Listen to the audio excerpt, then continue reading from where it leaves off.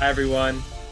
Just wanted to share with you some highlights of my first conference in a very long time from this past week in Orlando, Florida.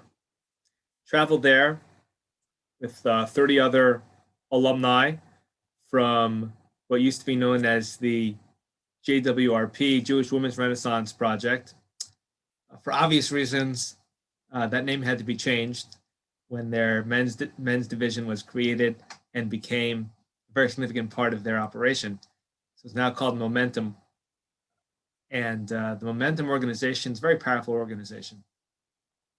And some of the Torah or some of the advice is just universally important. And first of all, of course, for starters, it was just super powerful to be a part of dozens of people who wanted to take a time out, take 2 days out of their life, about 48 hours, give or take, 48 hours out of their life to work on themselves. That is super powerful. If you want to ever take 48 hours, 72 hours to work on yourself, that can impact the whole rest of the year, every single other day. And if somebody wants to do that regularly, then that can really transform a person's life.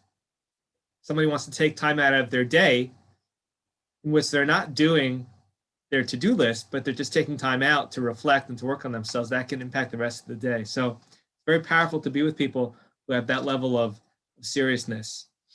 And I was fortunate to travel with some local Richmonders, Eric Schoenfeld from Richmond and Hilton Rubin, and just to be with alumni from all over the place and with rabbis who share the passion that I have for making Judaism more accessible, for understanding the wisdom of Judaism, offers so much in the way of solutions for many of life's issues and for clarity. One idea in particular was the significance of ritual. If we're able to have less noise in our life, if we're able to have repetitive action, if we're able to have the muscle memory, or as it was described, the neuroplasticity, to make good choices with our behaviors, then it will become a part of who we are and what we do.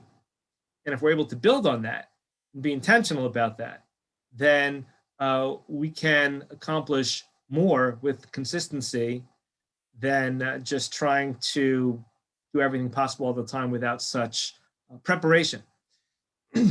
One example was given is, well, why do people from certain communities want to wear black and white? And the suggestion that was given by Charlie Harari, a great speaker, motivational speaker, and great Jewish lecturer in America these days and around the world.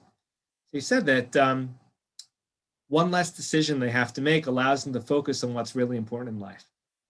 If they can focus less on the superficial, and feel a person can agree or disagree with that, but the message is that the more repetition or the less time spent on deciding, perhaps that's the wisdom, or that's the aim or the goal of why people might decide to do something like that. And it's certainly interesting to think about it that way. And if we have routine, and it's just a matter of course, that's something which is very powerful. Another idea that I wanted to share was visualization. Very powerful idea. And that is that the example was given that when we daven and we pray and we think about Israel, so we for the most part, for so many years, there was just a small Jewish community in the land of Israel. But we've built up this incredible country, and now it's the largest Jewish community once again of all the countries in the world. And that's because it was visualized. That's because we always were facing Yerushalayim when we davened. That's because we always knew that this was our ancestral homeland, that it was part of us. And therefore, it was part of our visualization. If we can envision a future or a destiny or an end goal, whatever that goal might be, then a person can then a person can more readily access the goals that he or she might have. An example was given because we were in Orlando.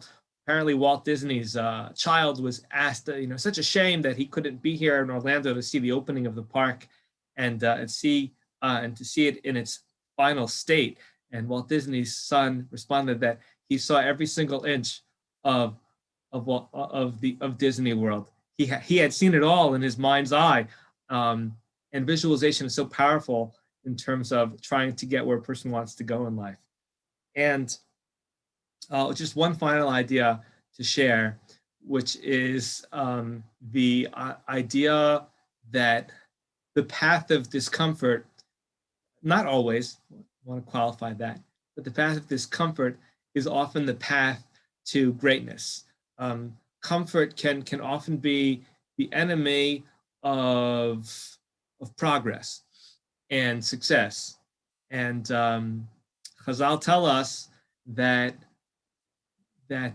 when challenges happen, that the righteous appreciate the challenges. They embrace the challenges. They understand the benefits of the challenges, and it's very powerful. And there's a lot of Jewish wisdom that surrounds these ideas and corroborate these ideas.